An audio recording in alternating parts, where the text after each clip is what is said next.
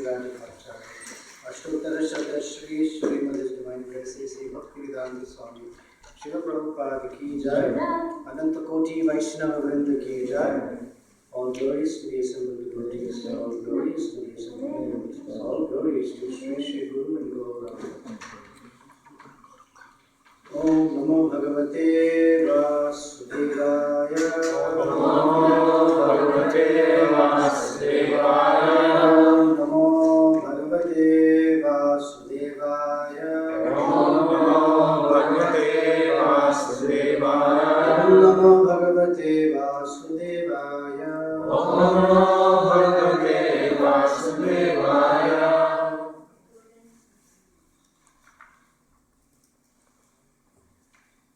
Krishna, we haven't met in, I haven't spoken here in about like 4 weeks, maybe 4 or 5. And we had started this series, our seminar on the Regulative Principles of Freedom, where we were just trying to appreciate that when we are preparing for initiation or are initiated, at initiation we make these vows. And so, what do they mean? We started with first talking that religious life stands on 4 pillars. Pillars of mercy, truthfulness, cleanliness, and austerity or tolerance. Now these 4 are not spiritual, meaning they are not to substitute the chanting of Hare Krishna. They don't substitute the serving of Vaishnavas. These are our life and soul. But just as a building stands on a foundation, these 4 principles form the foundation on which our execution of bhakti becomes easier. Or to say it differently, if these 4 principles are not followed, then they are counterproductive to the efforts of bhakti. So it's important to know, and Srila Prabhupada made it a mandate that when one wants to express formal commitment to Krishna, one should take certain vows in front of the deity of Krishna, in the presence of all the Vaishnavas, in the presence of all the members of the disciplic succession. And these vows are that I will chant at least 16 rounds of the Hare Krishna mantra every day. I will dedicate my life to following the teachings of Srila Prabhupada, and I will abstain from meat eating, intoxication, gambling, and illicit sex. So these 4 activities like meat eating directly are counterproductive to the pillar of mercy. Gambling is directly counterproductive to truthfulness. Illicit sex is directly counterproductive to cleanliness. And intoxication is directly counterproductive to austerity, to tolerance. So, in the course of my appreciating and following these principles and hearing from different wonderful Vaishnavas, I've come to appreciate that these vows go far beyond just the externalities of no meat eating, no intoxication, no gambling, and no illicit sex. It goes deeper than that. And as we progress in our bhakti, it is nice that we also appreciate these things at a more deeper level. Like for example, some of us, many of us, have read the Bhagavad Gita. When we first read the Bhagavad Gita, we don't even come anywhere close to what the Bhagavad Gita is talking about. We don't. The only thing coming coming from India, like I've joked about this in the past, coming from India, the closest that I come to Bhagavad Gita is Karmanyevadikaraste. Just the first line. Other three also don't make any sense to me. I've often joked that this verse, for people coming from India, sounds like this. There are usually 4 lines in the verse. It sounds like Karmanyevadikaraste, Karmanyevadikaraste, Karmanyevadikaraste, Karmanyevadikaraste. What else Krishna is speaking in the shloka has absolutely no relevance to me. I don't even know it. First, Ma Phaleshu Kadachana. How was that? Ma Karma Phala Hetu. Oh. This is a very deep philosophy. If someone is asked, what is the purpose of Bhagavad Gita? This is the verse they quote. But this is not it. The purpose of the Bhagavad Gita is, Prabhupada said many, many times, Man mana bhagavad bhakta madhyajimam namaskur mame vaishyasi satyam te. Like that. So to know the purpose. So first reading, we don't get anywhere close to it. We hear, we read multiple times, and we start touching the surface of the Bhagavad Gita. And if we read again and again and again and again, then we start going a little deeper into the real meanings of Bhagavad Gita. And because it's a dynamic scripture, there is no point in time that one can say, I fully understand Bhagavad Gita. Anytime we open Bhagavad Gita, there are new insights, new startling insights actually. So like that, these regulative principles, as we practice them more and more in our life, we come to appreciate that they mean a lot more than just what meets the eye. So in the past, there's a little discontinuity because we haven't discussed this in a few weeks. And one of the benefits of being in Kali Yuga is that we forget. It's a nice thing to forget in some cases. And in some cases, it's the misfortune that we forget. Tatascha anudinam dharma satyam shaucham kshamadaya kalena balina rajam nankshati ayu balam smriti. Says that Kali Yuga is such a time that day by day anudinam dharma, satyam, kshaucham, kshamadaya, these 4 regulative principles, or the pillars, they nankshati, they deteriorate, or they dwindle.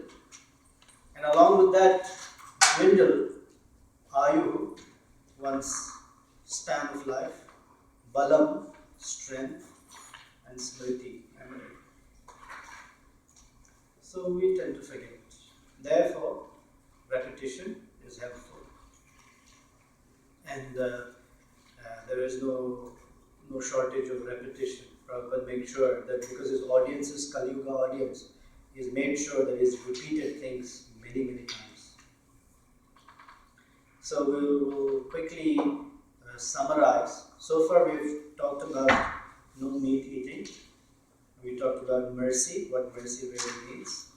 No meat eating is naturally not making another living entity be part of our plate. Some devotee had joked that some people, you ask them, what is your diet? And they say, my diet is called seafood. Whatever I see, that is my food. Seafood. No meat eating primarily is the quality of mercy that I honor. When we say I will refrain from meat eating, we also say that I will honor every other living entity's right to life. Not only will I honor the right to life, but I will make sure that that life, I contribute to the upliftment of that living entity. Recently, few Saturdays ago, His Holiness Prabhupada Swami was speaking, and he read from Bhagavatam, Chaitanya Mahaprabhu's pastime. He says the greatest form of charity is to not inflict aggression on any living entity. or in the Bhagavad Gita, in the 10th chapter, when Krishna talks about ahimsa, Prabhupada describes himsa, violence, is just not killing someone or hurting someone. And ahimsa does not mean I'm not going to kill or harm any other living being. Prabhupada says if you do not contribute to the living entity's Krishna consciousness, you are causing himsa. And that's a very, very high bar for ahimsa. So when we say mercy, which on the other hand then means that I will dedicate my life to the upliftment of people that I come in contact with. Not just people, but every living entity. Wow, that's a lot. That means on a day-to-day basis as devotees, every interaction we have with another conscious living entity must be uplifting. Be it an ant, be it a dog, be it a human being, wife, husband, it must be uplifting. It may be the clerk at the grocery store checkout counter. Even that interaction must be merciful. So we make a commitment in front of the spiritual master and the Vaishnavas and Krishna, I will be like that. That's nice. That is the meaning of dedicating one's life in being merciful. Then we talked about cleanliness, meaning the no illicit sex principle. And we've talked enough about what is sex, illicit sex, what are the parameters for cultivating the habit of no illicit sex. And we said, but cleanliness is the feature that we're talking about. Cleanliness externally and cleanliness internally. And internal cleanliness reflects in external cleanliness. But external cleanliness does not reflect in internal cleanliness. This morning. Yeah. So our process, the process of bhakti, is an inside-out process. All other processes, for that matter religion or dharmic, so-called dharmic processes, tend to be an outside-in process. Meaning they begin with externals and they try to go internal. It doesn't work that way. Because internal, they don't know that there's the existence of the soul or something that should be from the platform of the soul. But Krishna consciousness, because it begins on the platform of the soul, it's an inside-out process. In fact, anything inside out is the real transformational process. And outside in is a skill, something that we can practice, like riding a bike or typing very fast or something else. Swimming, these are skills. Krishna consciousness is not a skill. Krishna consciousness is our true constitutional nature. This is who we are. So cleanliness also includes becoming free of fruitive mentality. As long as the mind is influenced by or is carrying fruitive desires, it is considered unclean. Fruitive desire, so there's in Rishabhdeva's teachings, he uses the verse. The last line of that shloka is Karmatmakam Yena Sharira Bandha. The word Karmatmaka means that the mind is colored by karma. Fruitive activity, and I'll discuss a little bit because we've already covered this. This is just warm up. Fruitive mentality means working with preconceived notions about the outcome, how we would like to see the outcome. Fruitive mentality means thinking that I control the outcome of my activity. Fruitive mentality also means that I am the cause of the outcome of my activity. and fundamentally it means I'm the controller of things. Another aspect of fruitive mentality is acting with a selfish motivation. I'm doing this because this is what I want from it. This is called fruitive mentality. Many people come to God or Krishna and they offer prayers because they want something from it. They want something in return. I often quote the story of a devotee of Ganesha. There was a Ganesha Bhakta who for many years was praying to Lord Ganesha. One day he came to him and said, "Oh Lord Ganesha, you're very, very merciful. I'm in need of some money. So I bought this lottery ticket. It's $1 million lottery ticket. If you can help me win this, I'll be very grateful to you. I will give you half the money back." So that was the deal he struck with Ganesha. Coming from India, we offer prayers like that many times. I will do Anga Pradakshina around the temple. I will break 50 coconuts. I will put a whole Vadamala around Hanuman. Vada? Yeah. How many people know Vadamala around Hanuman? 6 or 8. Okay. You know the Vadas? Medu Vada? So they fry Medu Vadas, they're distracting the whole thing.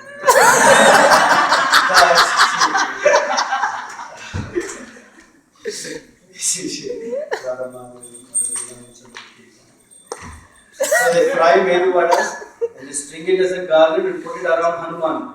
After poor Hanuman has jumped around to finish fulfill whatever we wanted. So anyway, so this Ganesha Bhakta went and offered these prayers like that and he said, "I want this $1 million lottery, please." So on the day of the results, he looked at his ticket, the numbers were being announced and numbers were matching. He was getting very excited. Except the last 2 numbers did not match. He said, So he gets half the price, $500,000. So he becomes very happy. And he goes running to Ganesha temple, offers his obeisances and he says, "My dear Ganesha, you are so kind. You fulfilled my desire, you fulfilled my prayer. Not only are you so kind, you're very intelligent. You deducted your share before you gave it to me. Pre-tax deduction. This way I will save on taxes. Pre-tax deduction. Straight. Payroll deduction. You took your share and gave me mine." This is called fruitive mentality. Wanting something. Another aspect of fruitive mentality is wanting something material in return for our execution of bhakti. What are some of the material things we look for? Wealth. Sukha sampati ghar aave. Kashta mite tanka. We look for wealth. We look for health. We look for fame. Power. Appreciation. This is what we are hankering for actually. Appreciation, mostly. Peace of mind. Peace of mind. These are all material things.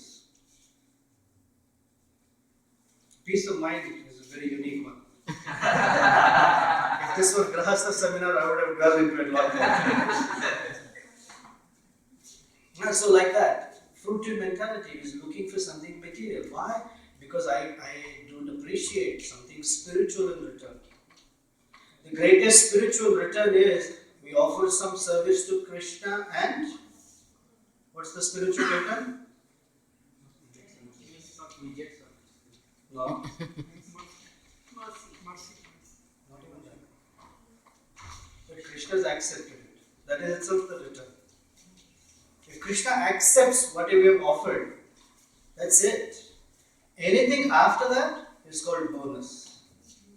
It may be mercy of this manner, it may be service of that kind, it may be an appreciation by Vaishnava or the spiritual master. All of that is in the bonus category. The fact that Krishna has accepted it, that itself is the reciprocation. Because Krishna is not obliged to accept anything we put in front of him. Just because we put a plate, ring a bell, recite some mantra does not make bhoga prasadam. Correct? It should not. Fruitive mentality means to think like that. I put the plate, I ring the bell, Krishna is a machine, he's a robot, he's supposed to look at it, he's not allowed to eat it. He's supposed to look at it. Because if he eats it, then I will be starving. My wife made the pizza, and if he eats it, oh my gosh. This is fruitive mentality. This is unclean consciousness. Of course, I'm joking, but we get there.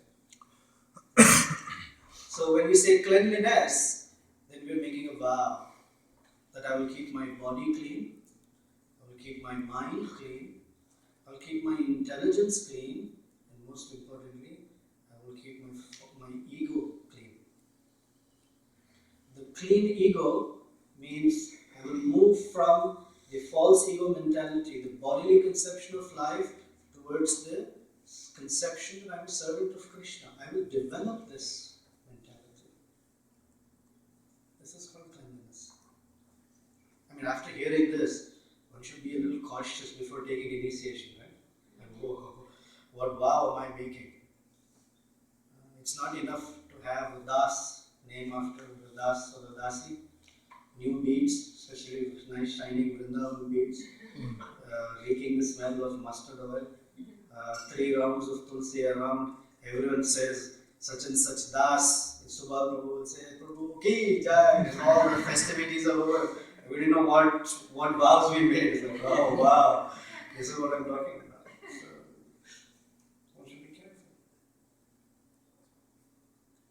Then we talked a little about intoxication.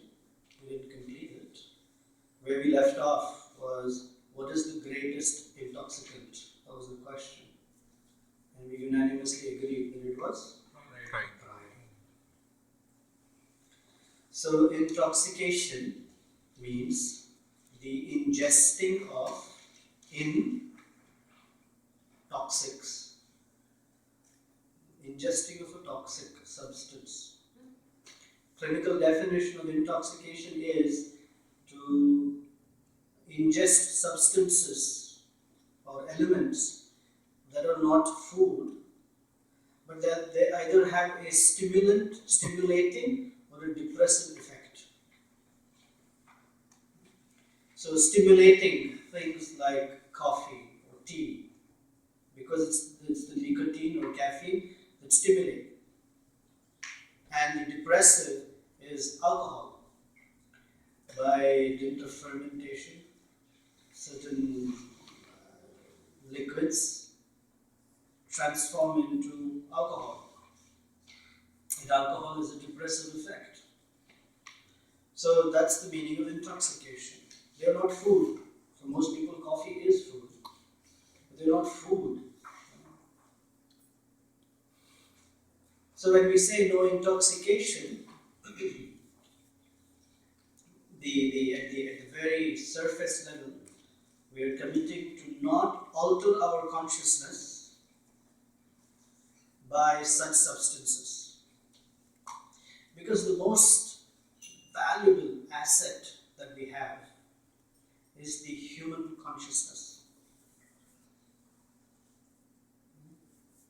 Prahlad Maharaj says that Durlabha Manusha Janma, this human form of life, is very, very difficult to achieve. Kaumara Acharit Prakya Dharman Bhagavataniha. What's the next one? Durlabha Manusham Janma Arthadam Api Adruvam. Adruvam, it has great value.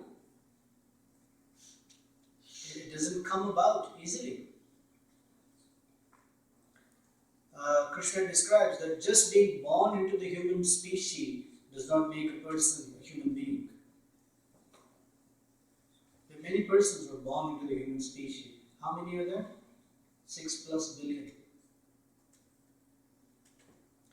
They are not considered from the Vedic point of view as human beings. Because it says Janmanat Jayate Shudra.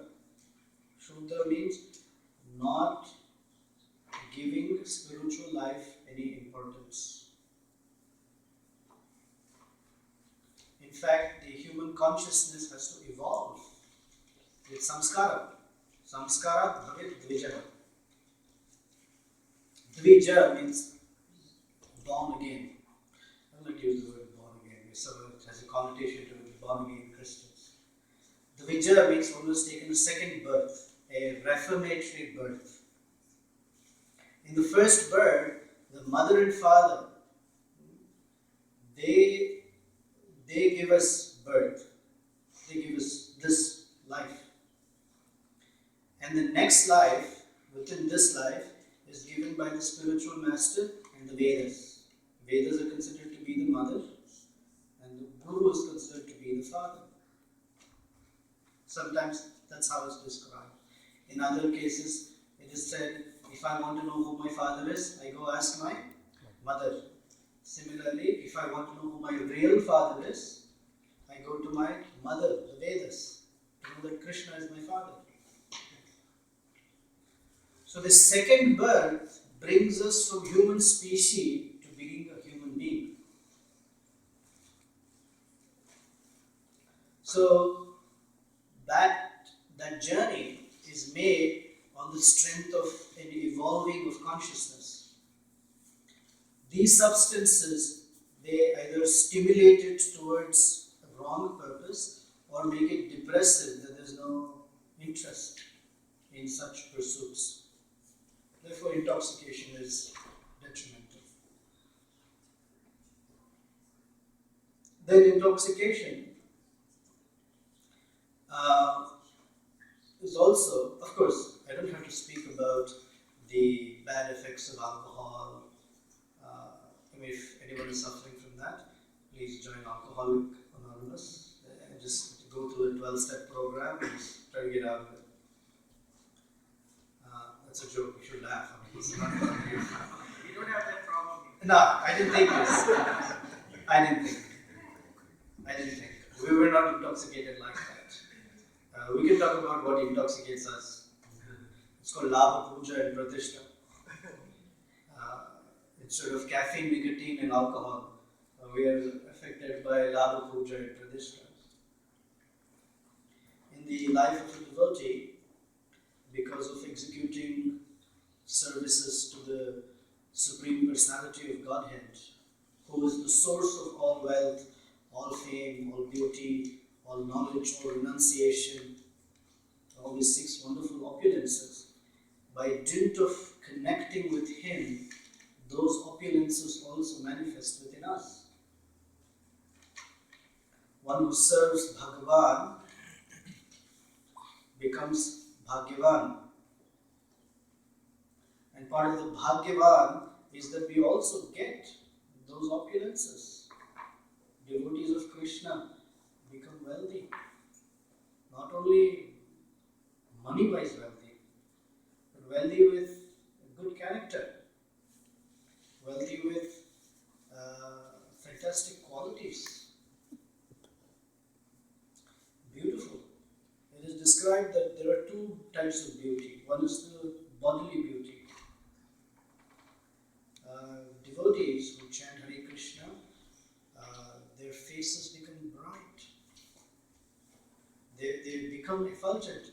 If you have a doubt, go look at your past pictures and see your pictures now. Very different looking. Of course, for many of us, there may not be enough hair on the head.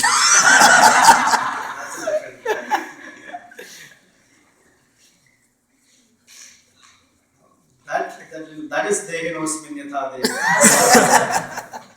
That is that verse. But there is a general radiance in the face of the devotee. This morning, Prahlad and I were reading from Srila Prabhupada Uvacha, written by Shrutakirti.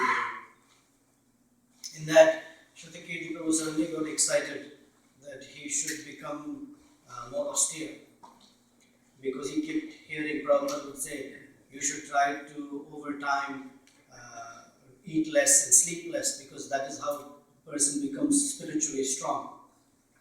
So Shrutakirti Prabhu was the personal servant of Prabhupada. He also decided, from today I'll be fasting. So it was Janmashtami, so he didn't, of course it was Nirjala the whole day. At midnight, when they had to break fast, he ate very little. Usually midnight means, we eat all potato or he ate very little. And next day was Prabhupada's appearance day, Vyasa Puja.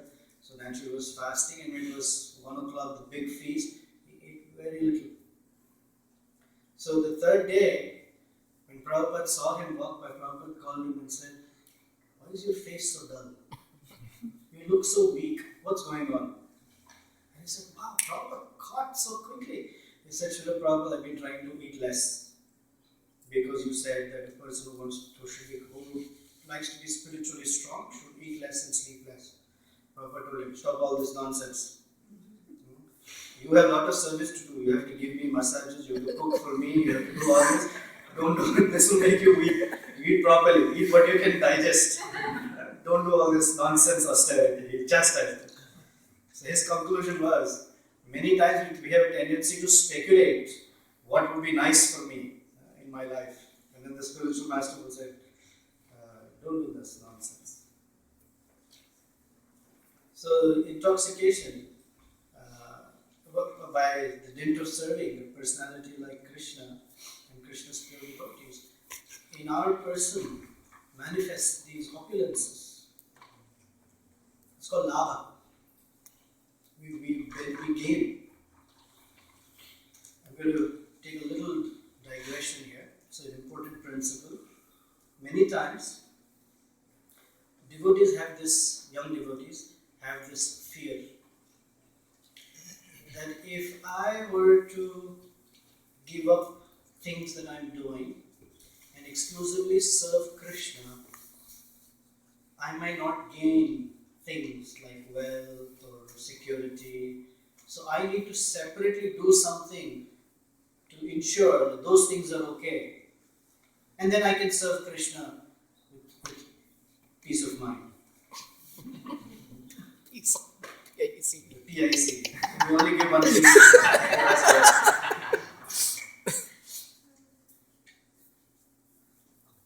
That concern is part of improper understanding of Krishna. Like, if I don't have a job, how can I serve Krishna? My mind is disturbed. If I have that, then I can. Or if I don't have money, then my mind is disturbed. If I have money, then I can serve Krishna without any problem. And most philanthropists also argue against Krishna consciousness like this. We are only asking people to chant Hare Krishna. There are so many hungry people. If you don't feed them, how will they chant? Like that argument. It's a material argument. So Prabhupada said, yes, therefore we tell them, come, eat prasadam and live with us and chant Hare Krishna peacefully. But they will not come.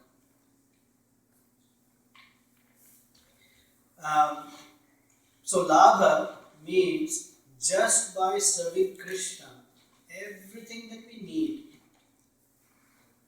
is automatically taken care of. It is taken care of. There has to be no extraneous or unnecessary worry that how these things will happen. And another realization is, and we all have to some degree we have this realization, that the laws of material energy that apply to everyone else do not apply to devotees. For example, bad economy. People might not be finding jobs, but devotees find jobs. It is true. In the most difficult circumstances, things for devotees become easier or not so much of a concern.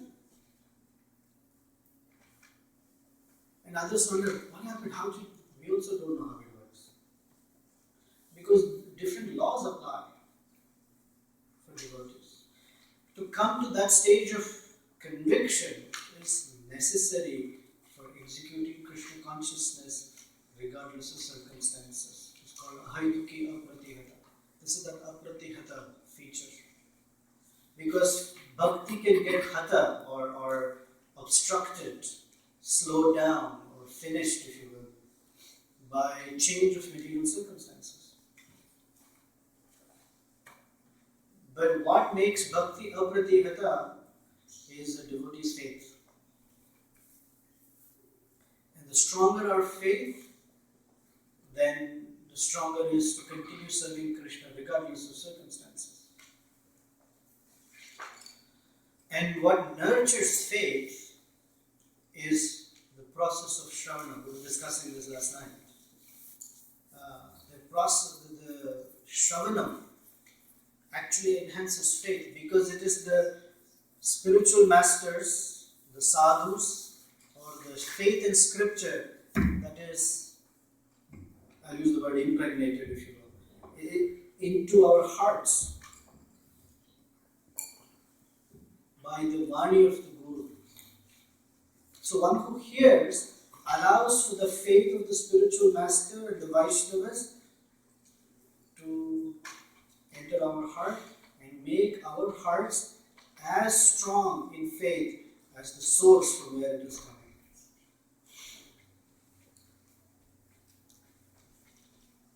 So when we talk about Laabha, then we should know that when we are serving Krishna, everything that we need that will come to us, that is our profit. In the olden days, it is described that at the threshold of the house, people would hang this aphorism, Atithi Devo Bhava. Atithi means anyone who is uninvited, one who comes unannounced. That is called Atithi. And it is usually said that Vishnu comes unannounced. So people would receive guests, Atithi Devo Bhava. Then as time moved on, they removed that and put Shubha Laabha.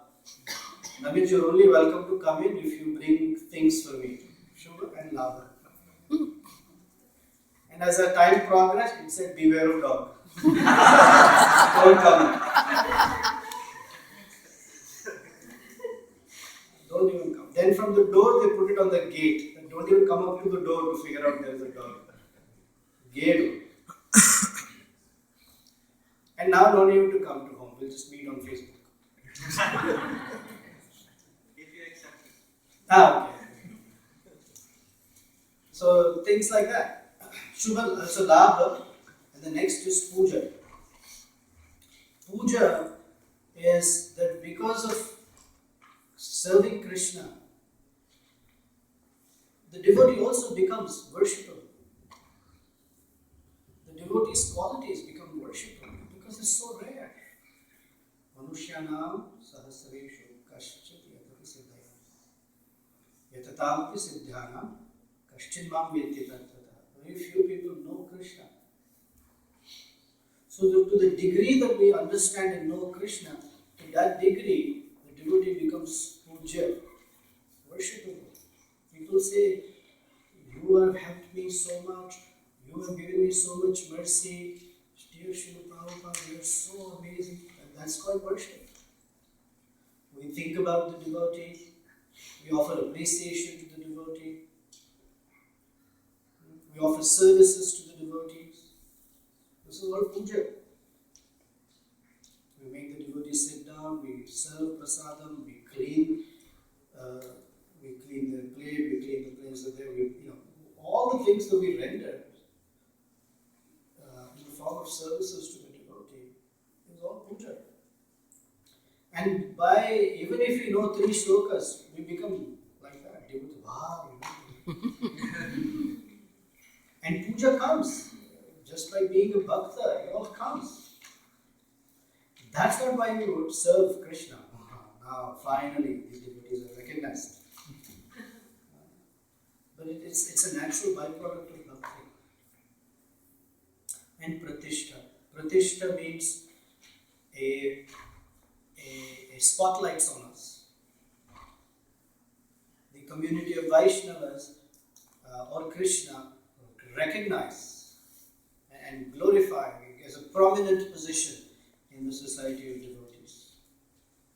Very good such and such, very good cook, very good singer, very good speaker, very good dancer, very good something, teacher, very good, whatever it is, this pratishtha. Even the people in that workplace, they notice and say, hey, how disturbed even when things are not going well. How come you're not disturbed? Like that. This is Pratishtha. That people of the world start also noticing that something is different. And so Laabha, Pooja, Pratishtha, although they are natural byproducts of bhakti, a devotee who's not vigilant gets distracted from the actual path of bhakti and starts to relish the byproducts. And these byproducts tend to intoxicate the devotee. How do we know there's intoxication? Pride. Pride that I am important. Our natural position is that we are insignificant in relation to Krishna.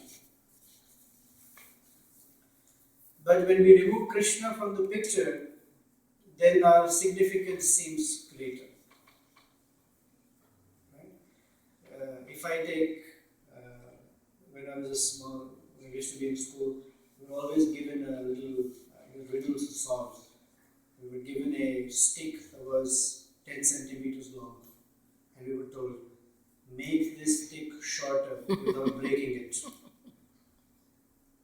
And we thought, how can I do it without can I stick it in the ground? No.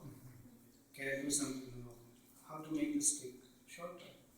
Then those who knew the answer, they would get a 12-inch stick and place it next to the 10-inch stick and say, longer, shorter. So without reference point, we all look very big, we all look very prominent. Or a devotee, I will generalize. A devotee looks very prominent. But as soon as we are in reference to Krishna and Guru, very small. In fact, just to say, Kotha Gela, let us sing that song. Because we won't be noticed right next to Krishna. Krishna's obvious. You can even finish the line. Acharya Thakur. Krishna Smarana Prabhu used to say there are two types of persons. One is Acharya, mostly others are Vacharya. They only talk. Vacharya Thakur. So like that.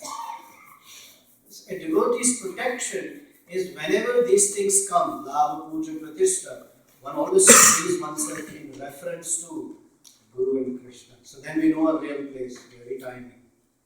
This protects us from becoming proud. A feature of pride is to think it has come about by my doing.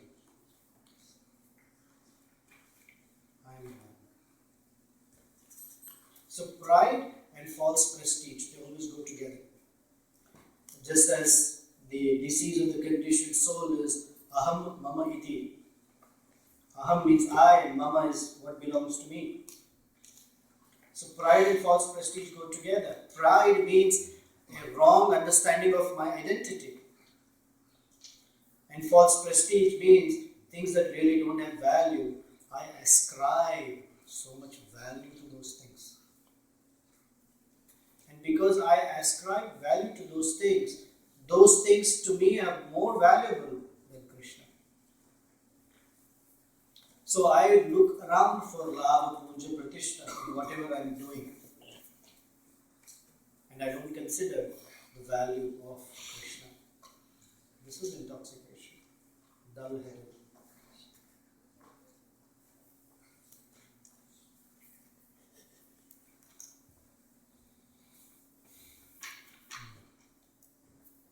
Then the fourth principle.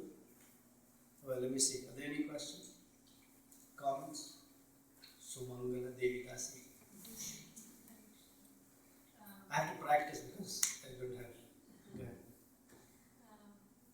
In the beginning you said fruitive mentality. Yeah. That we think we are the cause for the result and Yeah. outcome is controlled by us. So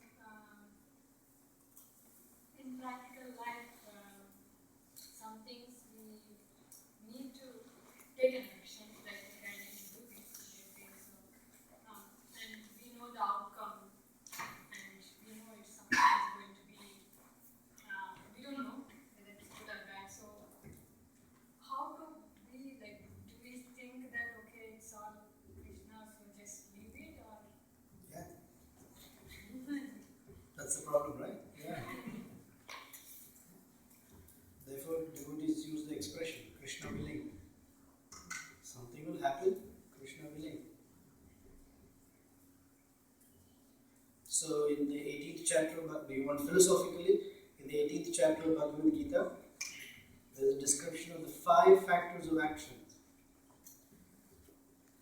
Generally, we only think I am the only factor. There are 5 factors, of which only one is the soul. The other 4 are the energy of Krishna and Krishna himself. The body, the field, the endeavor, Daiva, Krishna himself. If Krishna doesn't sanction something, what outcome? There isn't any outcome. So, the fruitive mentality is to put those 4 factors into the background or neglect them and think that I'm the only doer. And therefore I control the outcomes. In fact, I'm working for the outcome only. The only outcome that we should be looking for is Krishna's pleasure. But Krishna should be pleased. Everything else is secondary.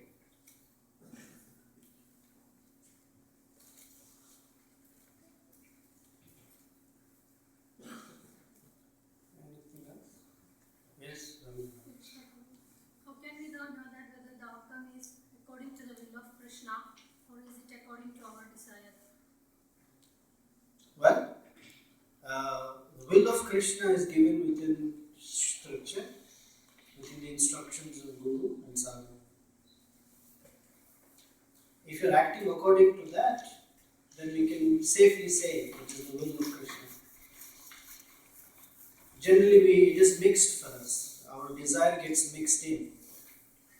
And because it's mixed, it's unclear. Anything mixed is unclear. So it's unclear. So we always hold everything in context to, or with reference to Guru, Sadhu and Shastra. So to the degree that it matches, to that degree there is Krishna's will. And to the degree that it doesn't match, then it's mixed with our desire. The tendency that we have, because we come from a material background, is that we look for material outcomes to determine success or failure. Sometimes the biggest failures, if we learn from them, are the greatest successes. And that's what maybe Krishna wants us to learn. Suppose we have to give a speech. And we may have prepared, I don't know if anyone of us has that experience. We prepared everything, we know the points, we think we have a general idea.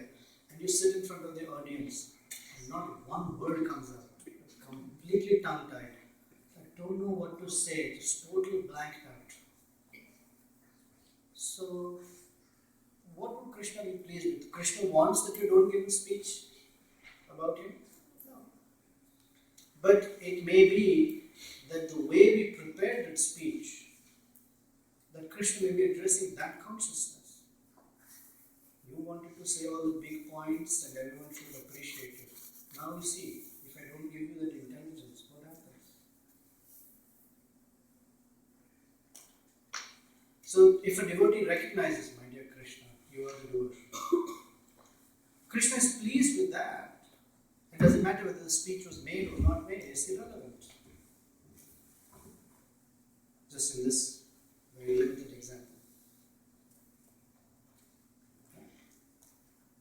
Yes, Keith, Jagdan. No, you were saying, this is the first part where you were saying that if Krishna accepts our service or offerings, it is successful. That's right. How do we know that Krishna has accepted? How do we know? Well, it is said, Yasya Prasada, Bhagavad Prasada. If the spiritual master accepts, that means Krishna has accepted. How do we know spiritual master has accepted?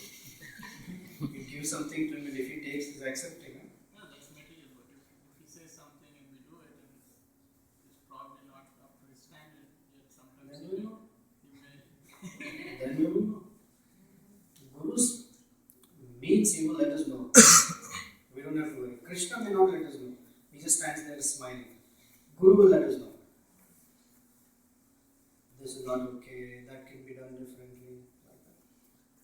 So it's not that he doesn't accept it, he helps us refine our consciousness with which we are offering it. Mostly mistakes happen because negligence, or we're in a rush, or we didn't fully understand things, or we didn't put our heart into it, or we have a material idea of how to perform that service.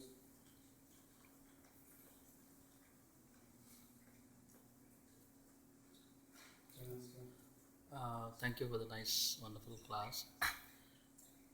I'm connecting, if you could shed some light on the Gundicha Marjanam pastime. And because you connected cleanliness with these three anarthas, and I somehow seem to remember, that those were some of the things that Chaitanya Mahaprabhu had wanted to address in the pastime. Yeah, thank you. I didn't think of it that way.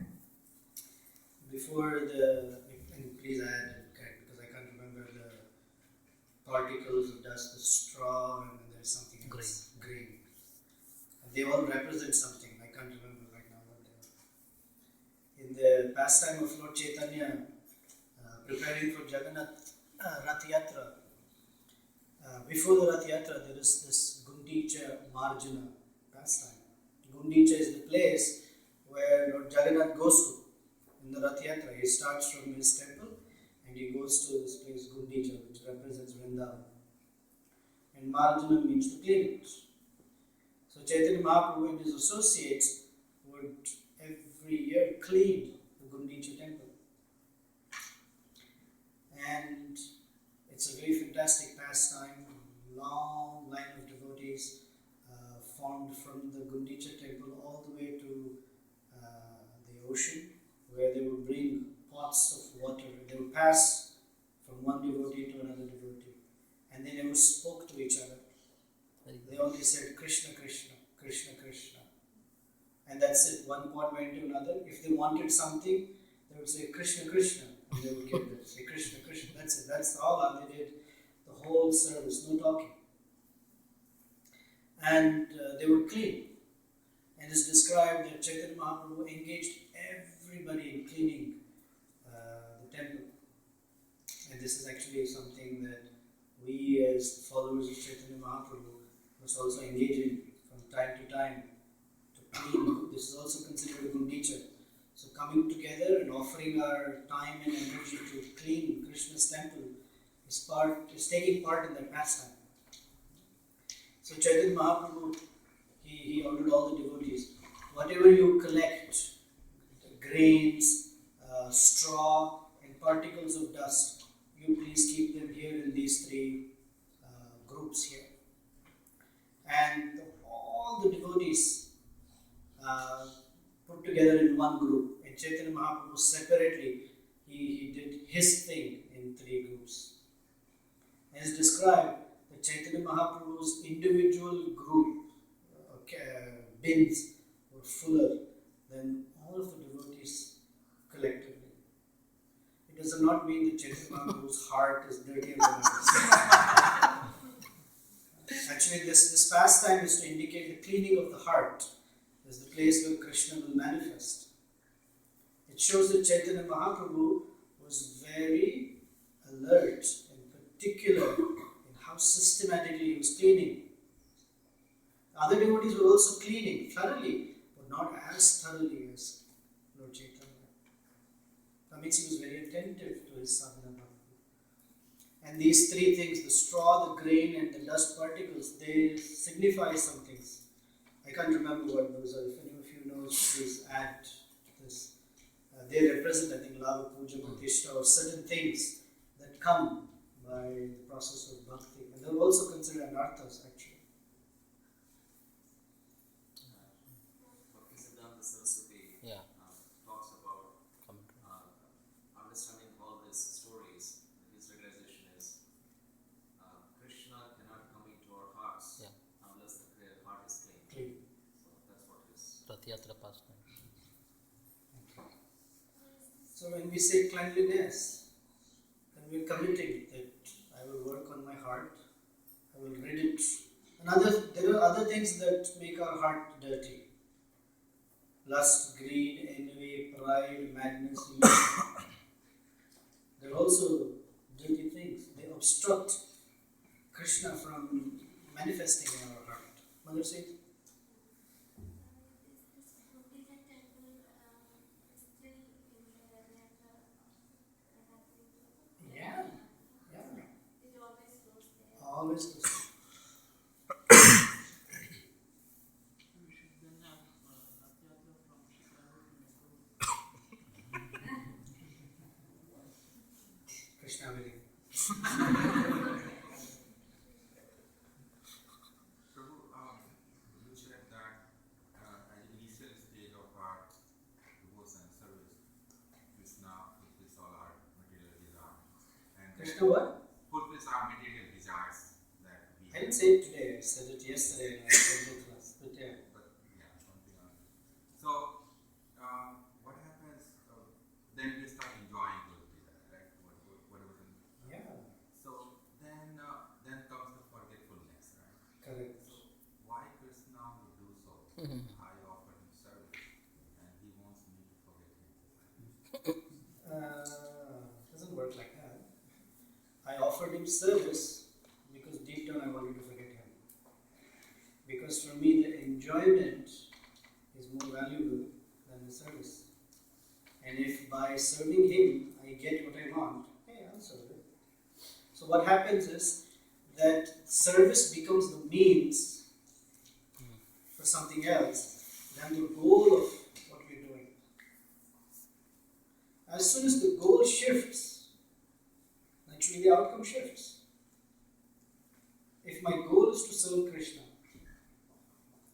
then that's what we will get. But if my goal is to get something else using service, then that's what I will get. Krishna only says, "Ye yatha mam prapadyante." Whatever one desires from me or the way one approaches me, I reciprocate in proportion back with them. Still, forgetfulness should not come at any point in time. I think it should not come is we are deciding. We cannot decide. Forgetfulness comes because we desire forgetfulness. It's our default condition. It's not that Krishna did not try, don't forget, please don't forget. But he said, no, we want to forget. Because that's what we want to. Then our realization must be, oh, forgetfulness is very painful. So I don't want to forget. So my dear Krishna, please make sure that I don't forget you.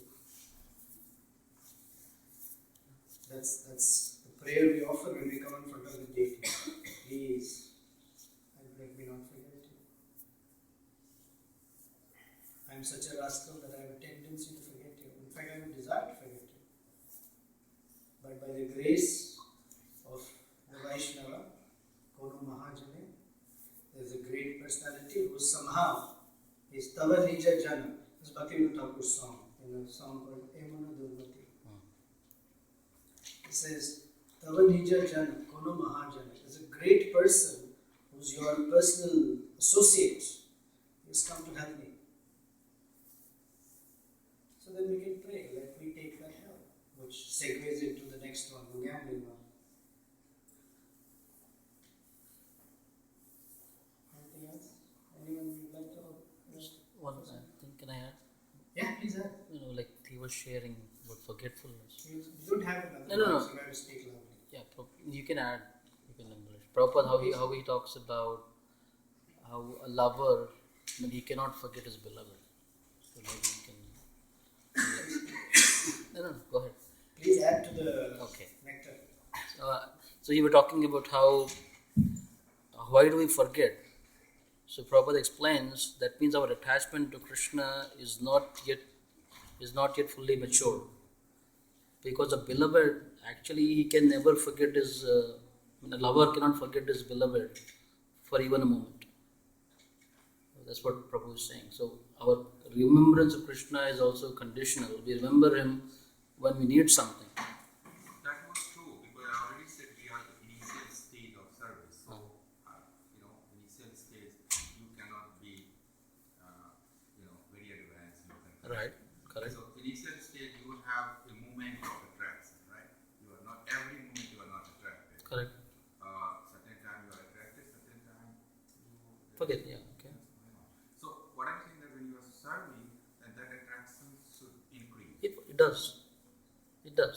It does. It's not that when you're serving Krishna then says, in return I'll give you forgetfulness. Comes forward, money came, and then. It can come, that will also come. But remembrance doesn't go away. So it's important to know. One may ask, how do I know? And we should know if the proportion of our service is increasing or not. That's an indicator. Yeah, Ramya. Someone else had their hand raised? Krishna Prema. His hand was raised first.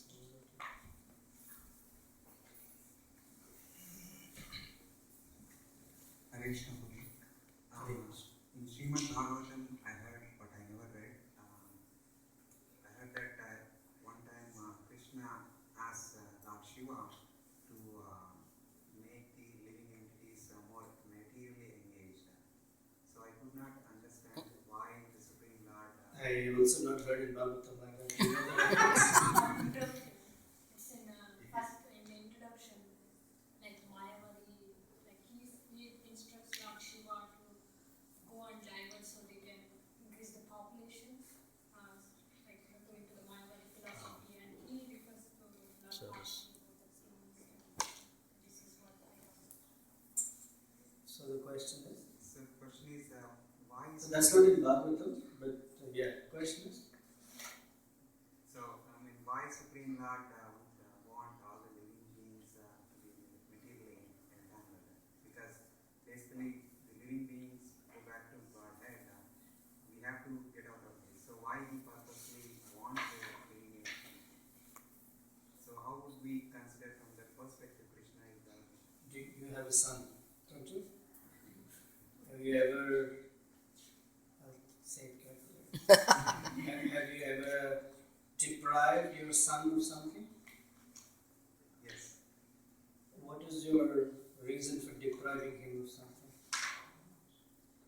Probably at that time I was Speaking to the mic, you're being recorded. This is a deposition. I did that probably because I was at that moment not having the right mental situation. Why does it, we'll make it general. Why does a parent deprive the child something? To make them realize the consequences. Thank you for answering your question. The material energy is Krishna's feature that is called, it's for redemption, for people to become reformed. And the reformation is that one comes to the conclusion that pursuing material desire is futile. Within that is also the danger that one doesn't come to that conclusion. And so they continue and continue and continue till this wonder, why is it happening like that? That's the point of transformation. So it has a particular function.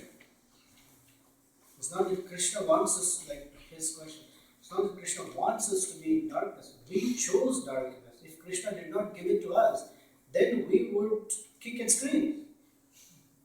You're such a controller, you will not give me independence. So he gave us. We asked for it. He did. So Ramya Mataji's question, what is the will? It's not that Krishna wants us to suffer. He wants us to enjoy. We want to suffer. So he gave us the opportunity so we understand that, oh, this is suffering. Yeah. Balaram Prasad. What I heard is actually the difference between Mahamaya, that is Durga Devi, and the devotees. Actually, it's the same. What does that mean is Durga Devi takes her trident and pierces on the living entities to show them, hey, can you remember Krishna at least now? But the devotees are not like that. They come softly and say, hey, can you please chant Hare Krishna and remember Krishna now? So the concept is same, but it's in a different way. That means Mahamaya, she she shows us in a harsh way, and the devotee shows us in a soft way. Hey, can you remember Krishna? So in that way, that was it. Thank you. Panduranga, you want to add to this point? No. Ramya Mataji?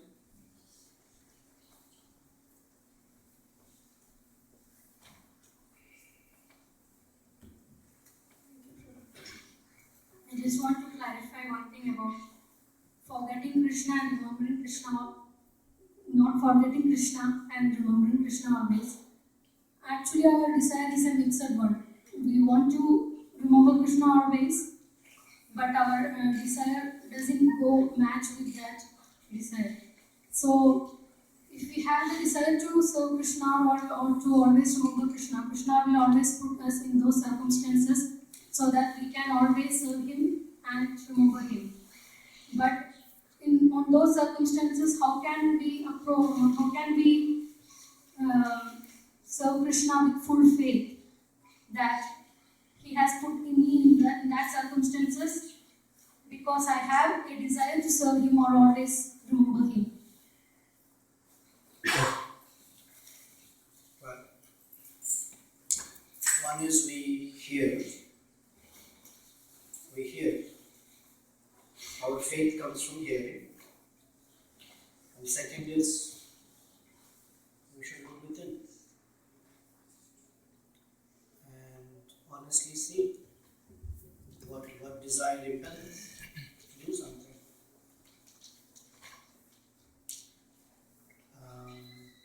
As long as the desire is sincere, that I wanted to remember Krishna, then regardless of circumstance or outcomes, we will remember Krishna. Our habit, I like the way Jagannath said it, our habit is to remember Krishna only when we want something material. We use Krishna as a crutch. Krishna make it happen, Krishna make it happen, I should pass my exam, Krishna make it happen. Or something.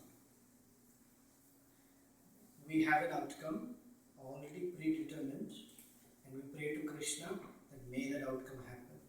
Because I figured out that outcome will help me remember you better. But that's not how Krishna works. So now that's my answer. And I want to add to this that one of the things about fruitive mentality, the first lesson to understand that Krishna is not a machine. He is a completely independent entity.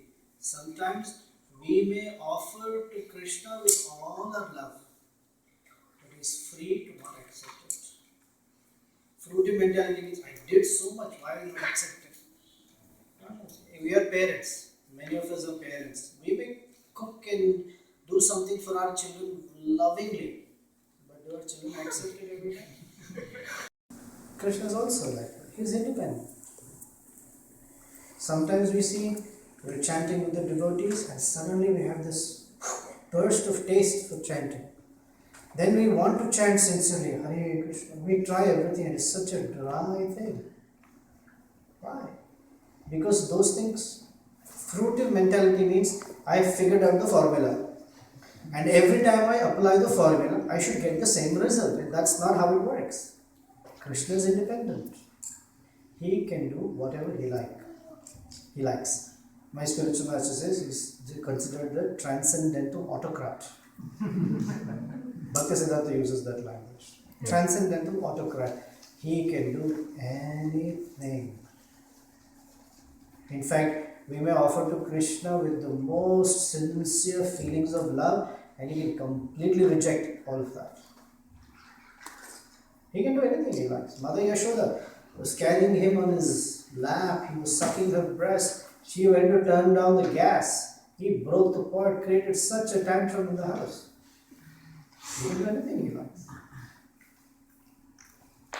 If we can understand that, that will help us come out of fruitive mentality. That like Krishna, you can do whatever you like. Not you can do, you do whatever you like. I have to figure out how to relate with you. So in those circumstances, how can we approach Krishna with full faith? That's what the challenge. That's That's right. The challenge is then unless there is love, that's the operating principle. Unless there is love, we cannot bridge that gap. Only when there is love, then it doesn't matter. Aslisyava padavatam pinashtuma. That's the verse. It's the 8th verse of Shikshashtaka. That means when there is love, unconditional love, how the beloved responds is not relevant anymore. Because all I'm doing is wanting your pleasure. However you take it or leave it or make me broken hearted, but it doesn't matter. You're still my master. So the bridging thing, the element that bridges that is love. So in our case, we don't have love. We don't have prema. But the beginning of Krishna prema is, it says it is obedience. Obedience to Guru, obedience to Shastra, obedience to Sadhu is the first feature of prema. From obedience comes the sense of duty. From the sense of duty comes love. So how to? My Guru asked me to do this, Sadhus have asked me to do this, Shastra says do this, just shut up and do this. This is how I see it. Shut up and do it. Obedience first. Yeah. Microphone. Keep passing the mic. I'm so grateful to everyone who's here. He's filling in all the little cracks and crevices, things that are not okay. Like continuing what you said, I mean, at a deep level, we have to have this conviction that Krishna, he is my Suhrit. He is my ever well-wisher. So even though we may not understand in this circumstance, why is this circumstance? That's what you asked, right? I want to serve Krishna. I always want to remember Krishna. But the circumstance seems to be not so conducive for me to remember Krishna. So in those circumstances, somehow, like Prabhupada also mentions, Krishna himself says that who can be peaceful? So you want to serve Krishna even in the most dire circumstance in a peaceful way. So Sohridam Sarva Bhutanam. If you understand that he is your well-wisher, he is your friend, our friend, then although we may not understand everything, we can keep going. And also it reminds me of a story Prabhupada would tell about the chatak bird. You know the story of the chatak bird? There is a bird called chatak in India. So it only gets water from the cloud. It drinks water only from the cloud. So any water that is on the ground, it doesn't drink that water. So this chatak bird, so whenever it sees a cloud, it chases the cloud to get the rain, thinking there is rain. And so sometimes it gets rain, some water, sometimes it doesn't get water. And not only that, sometimes even when it chases the cloud, instead of getting water, it gets thunder. But even then, that's the only way it knows to take water. So Prabhupada says, so devotee is like that basically. I mean, this is a lecture from Varshana. So devotee will not go to, this demigod or that demigod to get something. And even if he has some things he wants, he will go to Krishna. So he only knows one thing. And Krishna, as Prabhupada was saying at the end, whether Krishna embraces me or he rejects me, it doesn't matter. And as he was describing, there's high level of when it's love, but before that, at least obedience, and sort of somewhere in between is considering him, our friend, a well-wisher. Obedience has to do with that also. And thank you. Question? Okay, we won't cover the fourth leg, that's alright. Our Dharma stands on 3. Hare Krishna. One very simple question, although it has been very difficult for me to answer. You try to read Bhagavad Gita, Bhagavatam, try to understand Krishna. Sometimes express love, sometimes you cry by reading some of these stories. some of the scripture, you try to serve as much as you can for the Krishna consciousness. My question to you is how by chanting, how by doing bhajana, kirtana, can you add more love to the Krishna? Why? I mean, how can you add more love to Krishna by doing this kirtana, by chanting? Even though you know that you love Krishna, even though you know you are reading a lot of good scriptures that helps you understand Krishna. I hope my simple question. My question is clear. I have a question for you before I answer your question. Will you accept my answer? Yes, definitely. You will definitely accept? Okay. So then, resume. Chanting of Krishna's name is the, let me say it in a way that, because you asked how do I love for Krishna. How do I add more love? Yeah, I got it.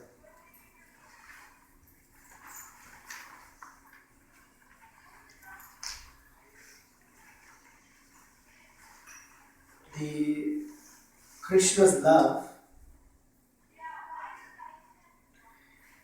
is carried by Krishna's lover. Correct?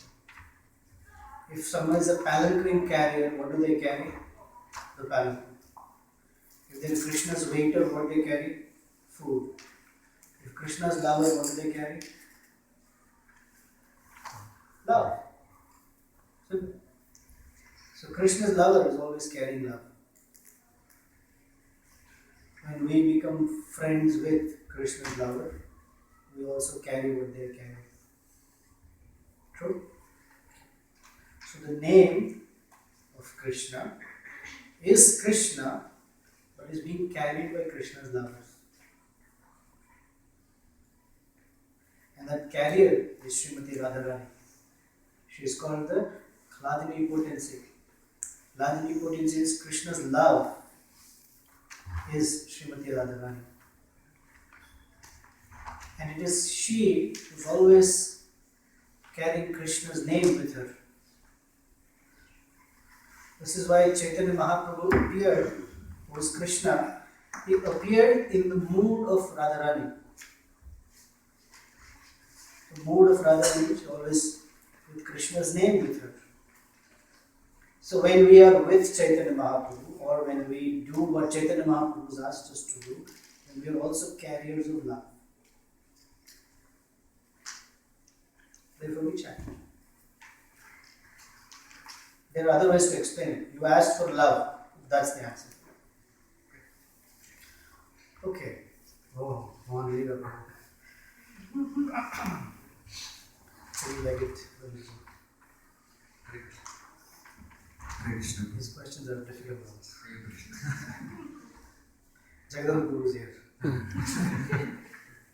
Probably the question I have is maybe partly related with Mataji's question. No, sit down. Initiated. She's not here. Sumangala. Sumangala. Yes. And in the discussion you brought up a nice point where we think let me take care of this thing, and then devotional service will go smoothly. And a lot of time we have a pretext notion. That's a premise, yeah. Yes. So my question is, if there is an issue and we ignore it or tend to have inaction towards it, that causes a different problem sometimes. And sometimes we act on it. So and that causes different that problems. is a different problem. Yeah. So my question is, how do I identify that I'm doing inaction versus taking care of things? Or when I say, okay, Krishna will take care of it, does it mean I'm leaving the burden on Krishna to take care of things for me? So you understand that there may be a subtle difference that I'm trying to identify. And your premise is that leaving the burden on Krishna is a wrong thing? But in one way, our motive is Krishna will take care of it. Right? That's right. So Krishna is supposed to take care of it. That is okay. To say that Krishna will take care is okay. Anyway, Krishna is taking care. So that segues us into this truthfulness. Okay? And then within that I'll respond to it, if that's okay with you. Truthfulness actually is a very, very broad topic. I have 35 minutes, of which questions will also be there. So I'm going to give you the abridged version. Oh, sorry, because I don't think anyone's going to tolerate 2 more hours next week or some week after. So we'll just end it here. I think I've lost my equity. This is about as many 2 hours, 7 hours people can get to. So okay. Truthfulness is the only pillar of religion that is still standing. People are not austere anymore. People are not clean anymore. And people are not merciful anymore. But there is some semblance of truthfulness. Really? Huh? I'm just thinking, really? Semblance. Because even today, people will forgive inebriates Yeah, they just confess. in one's behavior.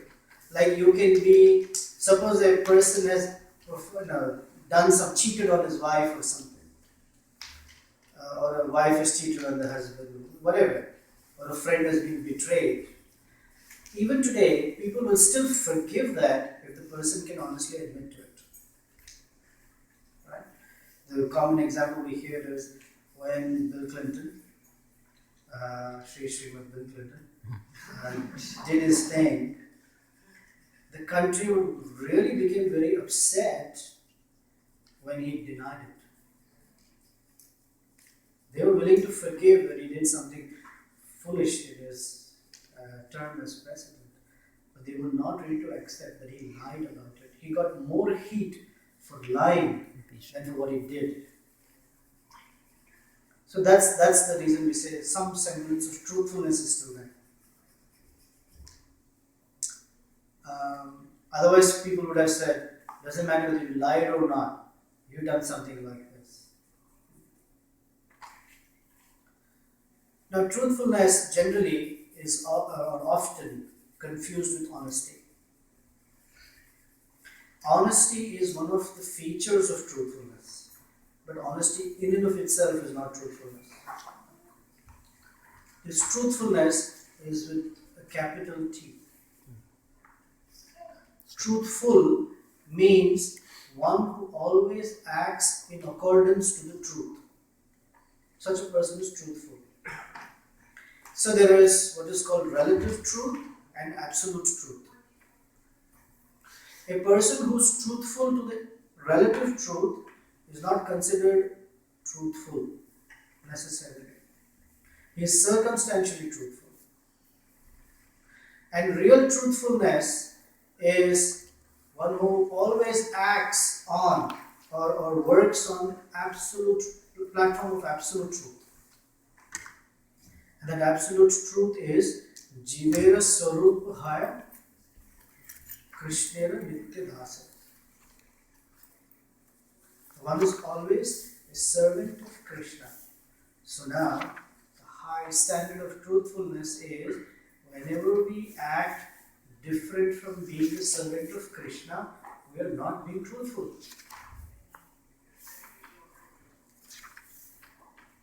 Or the same, I guess, encouraging is, we should come to the standard of always acting as a servant of Krishna, so we become truthful. So how we spend our time, how we talk, what we do, the kinds of engagements, all depends on the consciousness with which we perform those things, what we do. And a servant is always looking for the pleasure of the master. Then those activities are considered truthful. Now, honesty is one, this is an abridged version. Honesty is one aspect of truthfulness. That means one expresses what is one's motivation in doing or saying something. That's honesty. Or we look within honestly as to what is it that is impelling us to say or do certain things. And without honesty, we don't have the strength to continue actually. Another feature of truthfulness, not feature of, but another aspect to consider within truthfulness is hypocrisy.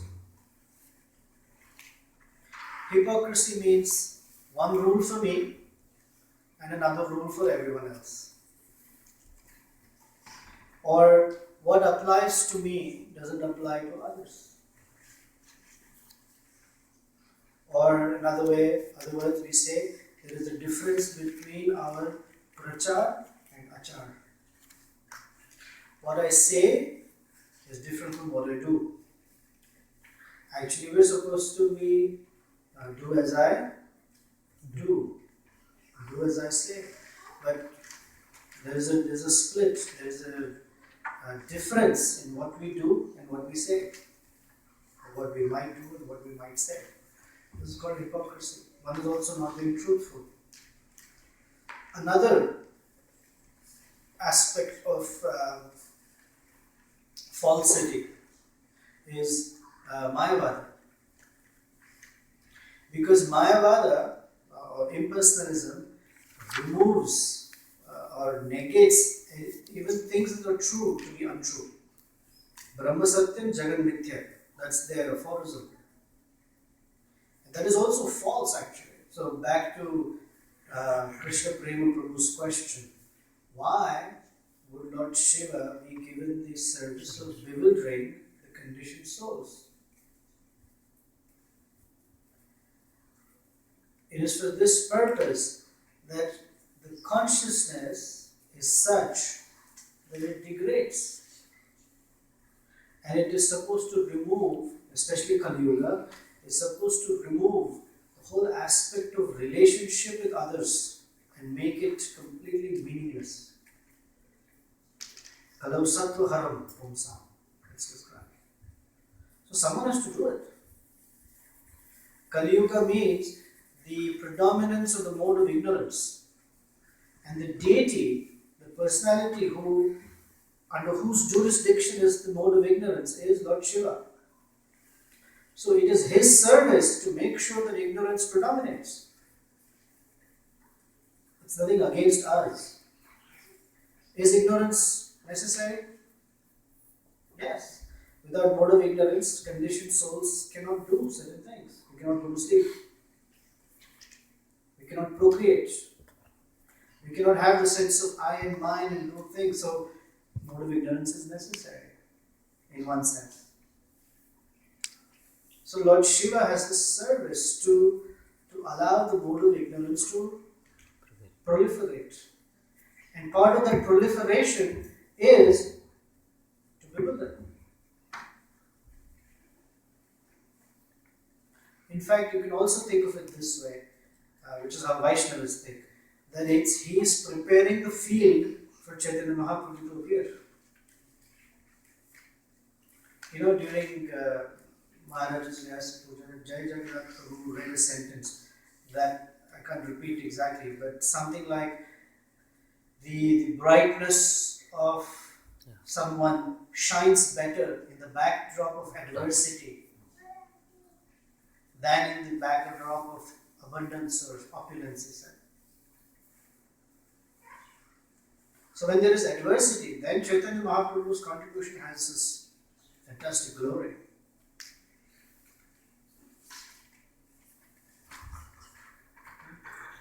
This is the reason why Jagai and Madai were approached.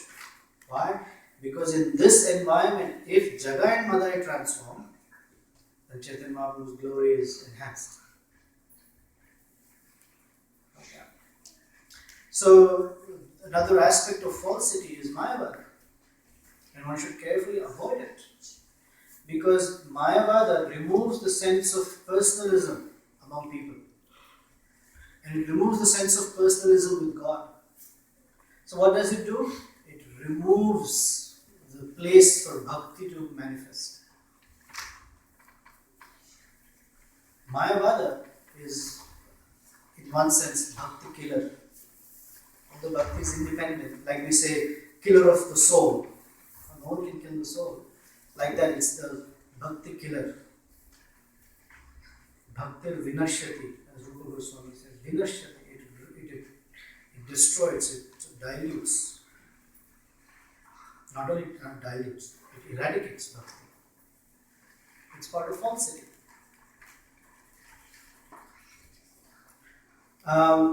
So we do say no gambling. We take a vow to not gamble.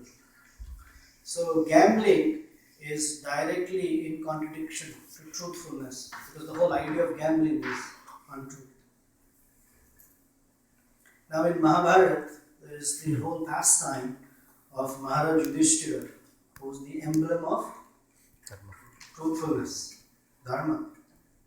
He is the one who's gambling. And so the lesson we should get is that gambling is such a pernicious activity that even if you are Maharaj Yudhishthira, you have to pay the consequences of it. So what to speak of us? So one should be very careful to not gamble. Gambling, of course, is we don't go to a casino, we don't play the slot machine, we don't. It also means we also don't scratch lottery. We will have scratching.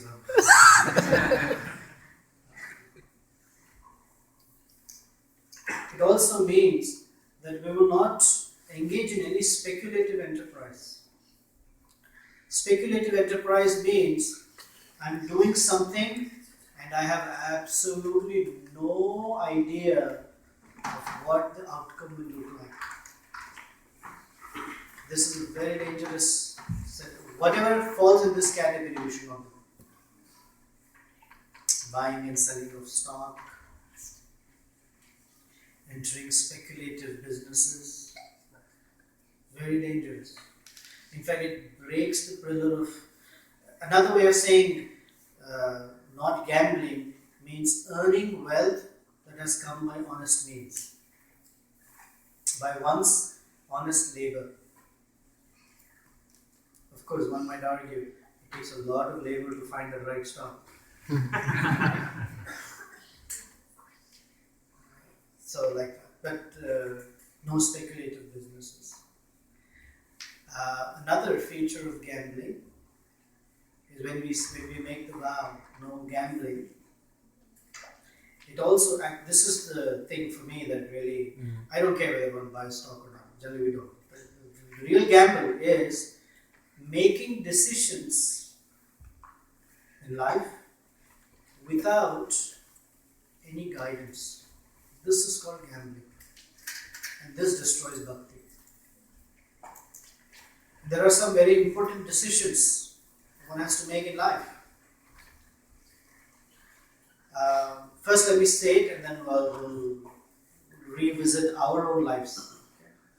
So the important decisions that we have to make in life is what career to take, who to marry, what association to be in, what kind of job situation to take or not take, which job to take, which job not to take. These are some very significant decisions that can alter the course of our lives.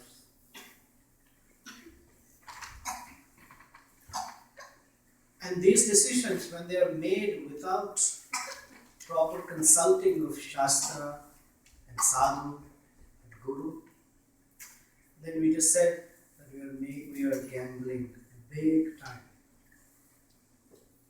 Very, very dangerous. And one may be Yudhishthira Maharaj, doesn't matter. The outcome of gambling is very serious. So when we say no gambling, we are making a commitment that I will live a life of guidance. I will live a life that is guided by higher wisdom. Wisdom, in our case, transcendental wisdom. Wisdom of Guru, Sadhu, and Shastra. So it is nice to consult. Always nice to consult. It doesn't matter who we are, we should consult. even the personality of Godhead, Lord Ramachandra, who is the all-cognizant, omniscient Lord, the ruler of Ayodhya, the whole world, always referred to Vasishtha Muni and said, is this the right decision to make? What do you think? And the Brahmanas would say, yes, my dear Lord, this is the right decision to make. Confirmed. Lord Krishna, who's the speaker of the Bhagavad Gita, who gave instructions to Uddhava, always consulted with Uddhava. What do you think, Uddhava? Is this the right thing to do? So if Lord Krishna can take advice and consult, then we should also. Vyasadeva, who is the literary incarnation of the personality of Godhead, he consulted with Narada Muni.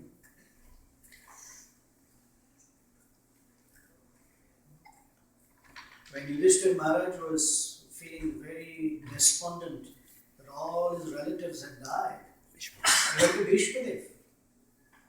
And Bhishmadev consoled him, saying, you shouldn't worry, because you've always lived your life on the basis of these three principles: Vipra, Dharma, Achyuta, Ashraya. So when we say no gambling, that means these three principles have to be active. That we live our life according to theistic codes, dharmic life. And that dharmic life is under the guidance of Vipras. Vipra means very expert Brahmanas. And third, we do something for the pleasure of Krishna. So if Krishna doesn't like something, then we don't do. We may like it very much, but we don't do. And if Krishna wants us to do something, we don't like that at all. We do. So our doing and not doing is not on the basis of our liking and not liking. It's on the basis of what Krishna likes or does not like. Then when we begin the life of what is called truthfulness. Otherwise, it's gambling. Gambling means we are risking. Gamble means risk, right? Of course, from a financial market perspective, high risk takers get high returns. In the free market of bhakti, high risk means no return. That devotee doesn't return again. We are supposed to take high risk for Krishna. We have to risk for Krishna. Prabhupada urges us, one must risk for Krishna. Risk means I don't have the ability or the confidence, yet because it is pleasing to Krishna, I do something. For the propagation of Krishna consciousness, I go beyond my comfort zone to do something for Krishna's pleasure. The other risk that we talk about, this is highly speculative, risky. The risk that we take is within the realm of Krishna's internal potency. If we take risk within Krishna's external potency, we're finished. That's the risk. We should be careful where we're taking the risk. When we play with material energy, that's the risk. One of the things Prabhupada warned us is one disease with all of you Westerners is that you don't have sufficient fear of material energy. You're not sufficiently afraid of material energy. You play with it as if it's innocuous. She bites hard, like what Balaram Prasad was like. She has a trident. So no gambling is that we shelter our lives within Guru Sadhana Shastra. Now there are many circumstances, addressing your question, there are many circumstances where we have to do whether to decide, act in this way or act in that way or not act at all. And Krishna says in the Bhagavad Gita 4th chapter that whether to act or not to act Even great personalities are bewildered. Kavayo api atra mohita. Even Kavaya, greatly learned persons, are bewildered what to do. So the solution for that is to act under guidance. And the guidance may say, in this case, you have to do something about it. Or the guidance may say, just let it go. Let Krishna take care of it. Krishna always takes care of it, but let the Krishna factor work, as they say. So we don't know unless we take guidance. So any devotee who's performing their bhakti without guidance of other devotees is opening themselves to maha risk. See, in Krishna consciousness, everything is Maha. Mahaprasad, Mahaprabhu, Mahamantra, Mahabharat, Maharisk, and Mahamura.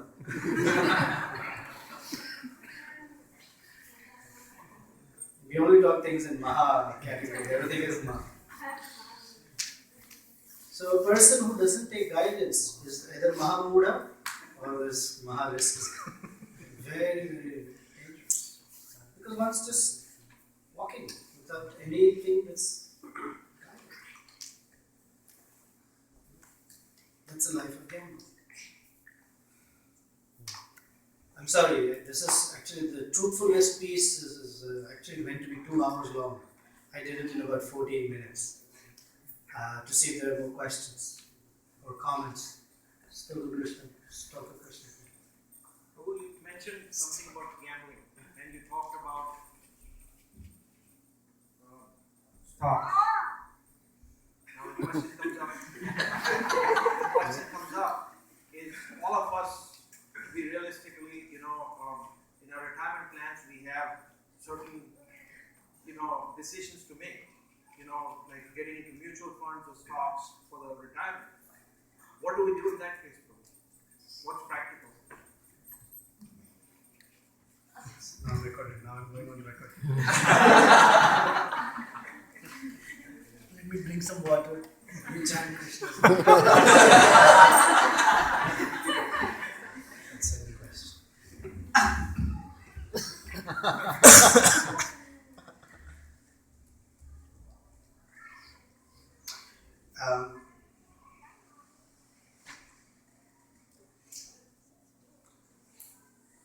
One must have the absolute faith that for a person who's surrendered to Krishna, that fear need not be there. For most of us,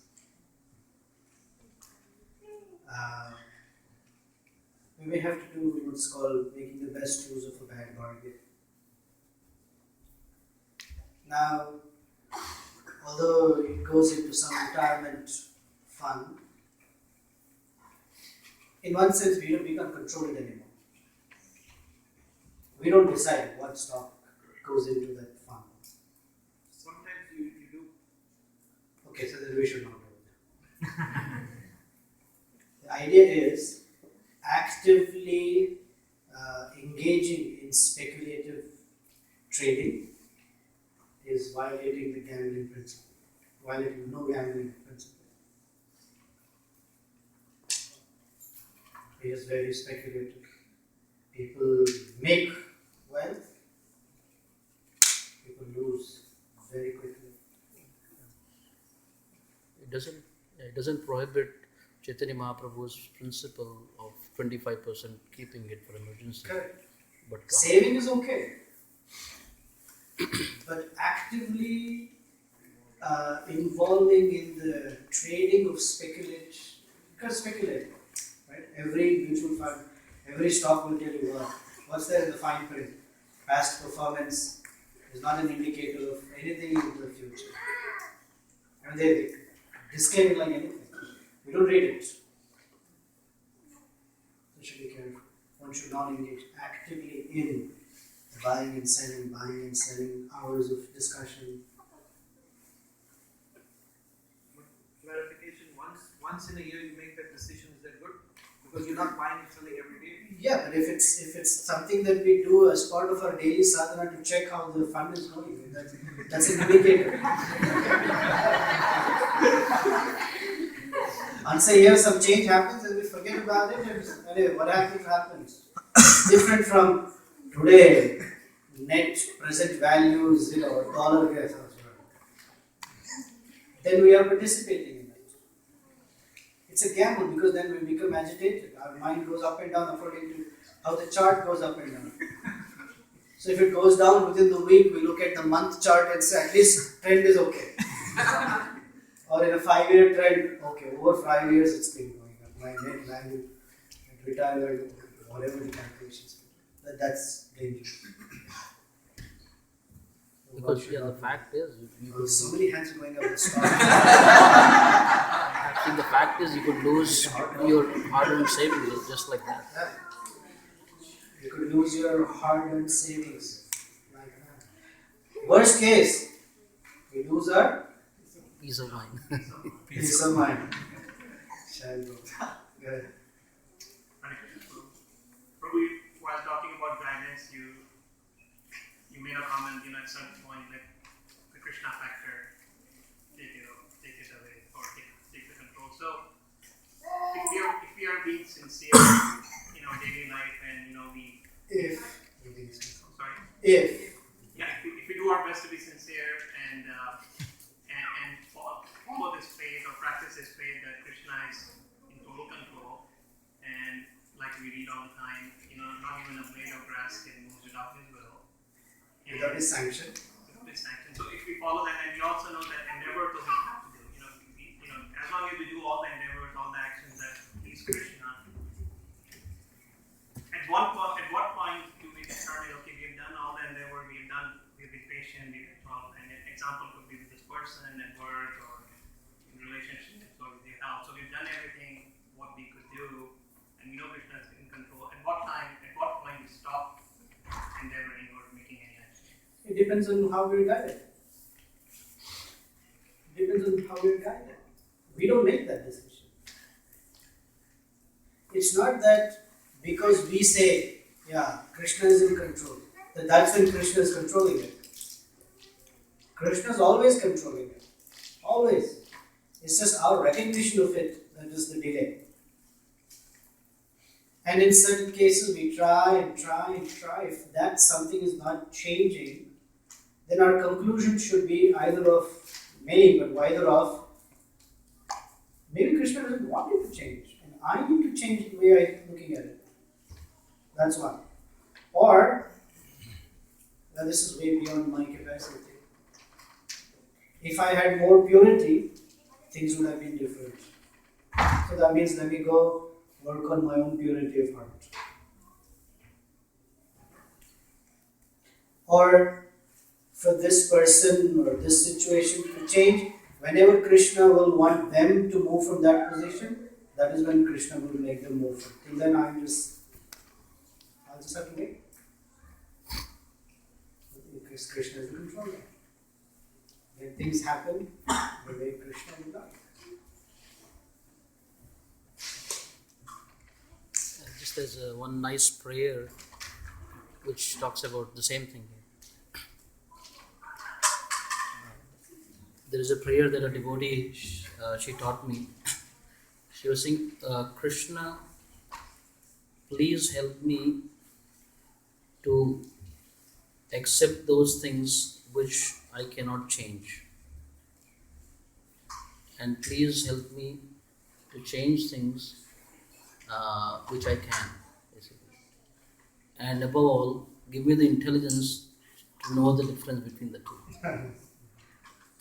And what he's saying is, even that, instead of you trying to figure out whether this is something that I just accept, I can't change it, or maybe there is something I need to change here, something has to change here, but don't try to figure it out. You have to be able to discern which you just have to accept, which you cannot, which you can try to change. And you do it under guidance, basically.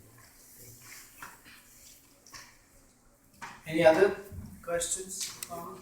Balaram Prasad Guru. In this corporate world, Who's Even the job is associated with all this. one second. Who's allowed is that? Okay. Go ahead. In this corporate world, even the job where we work, that is also associated to one of these core principles. Yes. So how do you deal with this? Like Resign and come and chant Hare Krishna. say for example, Anheuser Busch in intoxication. Correct. Financial market gambling. That's right. And meat eating, we'll go to the processing foods. Most of the companies have workflows like that. So That is correct. Correct. Is bank considered gambling? What do you think? What do you think? Maybe. You know the answer. So what should I do practically? Well, I'm going to answer, but Panduranga Gopal is. I have a question. You have a question? Other side or what? The current fabric of Kali Yuga activities is such that there is hardly any pure profession left anymore. And those professions that are pure leave us poor. Like teaching. At one point in time, the top grade of society would become teachers. Now teaching is like plan F, in case A didn't work, B didn't work, C didn't work, what else, and I'll be a teacher somewhere. So naturally, populations also plan F. So we can't change. This is how it is. Otherwise, families will have to starve. Although we don't have, if we have the conviction, then it's a whole different story. Within that question is the premise that because I don't have the conviction, what to do? If someone has the conviction that this is not something I want to participate in, for those persons, Krishna will take care in a particular way. For others, and it's not a bad thing, please, I'm not saying it's a bad thing, it's just that our faith is not fully mature. We are not like Jagannath Das Babaji. Right? So, for that, then Krishna maintains within that framework, he maintains us such that our participation in those things is minimal. He maintains it. I know you're talking these days, just not just working for an Anheuser Busch or something. I know of persons who are in the medical field and who have to kill living beings. What to do?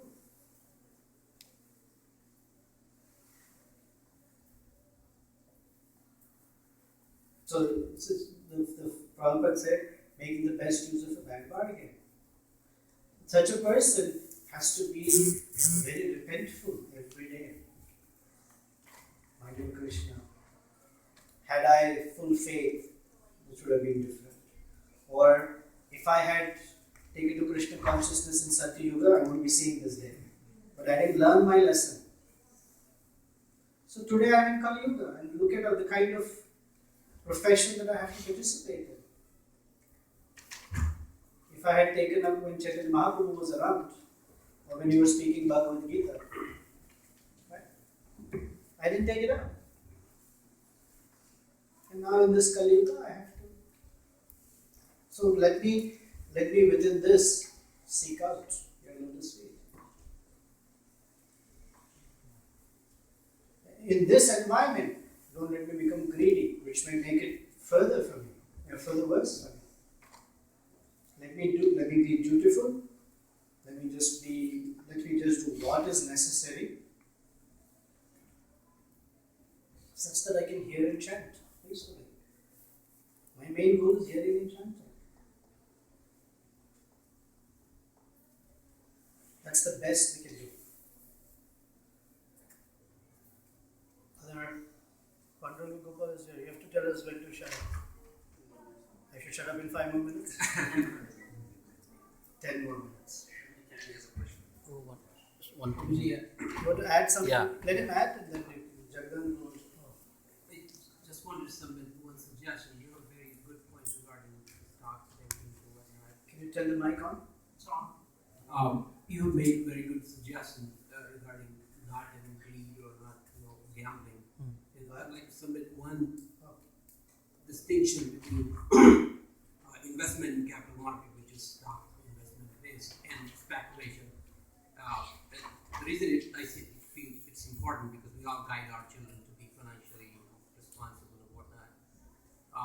Perhaps there is a distinction that if we are supporting innovation, if we are supporting and investing in somebody's success and reaping rewards that way, that's guided action rather than just speculating, buying and selling my investment.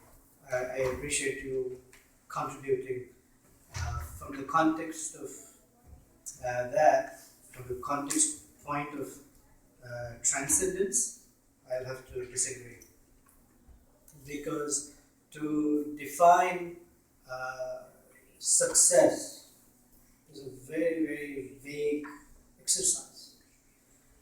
Our only definition of success will be in terms of wealth, or you said innovation. What are we innovating for? Those innovations come with their corollaries. According to Prahlad Maharaj, what innovations we come up with are sometimes more problematic than the problem we try to solve. Dukkaushadam kadapi dukkham asatyaham. So when we talk of innovation, it sounds nice, it's fantastic, and there must be, but it must be guided from a spiritual point of view. Otherwise, innovation that's on the material point of view is no different than the problem itself.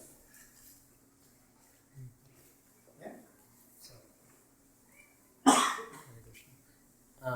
Balram Prabhu's question, contemplation. I've heard Maharaj speak in this way, that sometimes, it will take us time. So a series of decisions have got us here where we are now. So we can't just turn around just like that. So we may, if the desire is there, as Prabhu was sharing, if the desire is there, and then in those series of steps, could be worked out. And he was giving an example, like there was one devotee who had a franchise, basically of Dunkin' Donuts. And so as part of the franchise, he had to, there were eggs and so on and so forth. He wanted to, he didn't have a choice. But then he had a desire. And then through careful, explorations and contemplations, he figured out that he could do another business. Which was I think eventually he did dry cleaning or something.